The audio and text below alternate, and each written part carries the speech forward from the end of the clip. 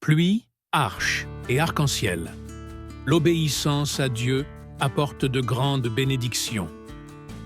Il y a très longtemps, dans un village animé, avec des oiseaux qui chantent et de grands arbres, vivait un homme nommé Noé. Noé aimait Dieu de tout son cœur. Il était bon, honnête et essayait toujours de faire ce qui était juste, même si le monde autour de lui était plein de méchanceté. Un jour, Dieu parla à Noé. « Noé, le monde est devenu très méchant et injuste. Mais toi, écoute-moi. Je veux que tu construises un grand bateau, une énorme arche, parce qu'un grand déluge va arriver. » « Un bateau ?» demande Noé, surpris. Il n'y avait pas de rivière à proximité, seulement de la terre ferme, des huttes, des animaux et des manguiers. Mais Noé ne discute pas. Il ramassa du bois et commença à construire. Bang, bang, si, si.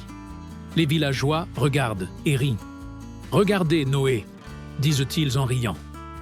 Pourquoi construire un bateau quand le ciel est dégagé ? Mais Noé a continué à construire. Il a fait confiance à Dieu, même si les autres ne comprenaient pas. Puis, quelque chose d'étonnant se produisit. Les animaux commencèrent à arriver, deux par deux. Les éléphants sont entrés à grands pas.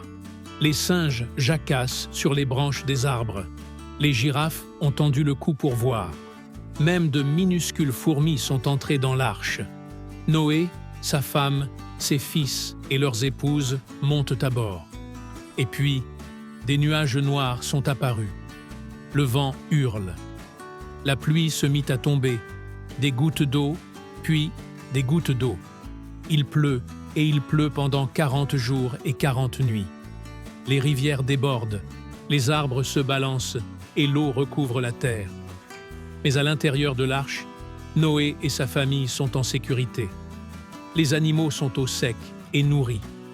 Dieu a tenu sa promesse.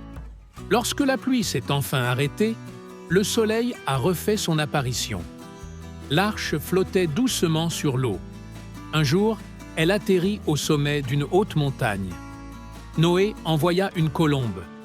La première fois, elle ne rapporte rien. La deuxième fois, elle apporta une feuille d'olivier fraîche. La troisième fois, elle ne revint pas du tout.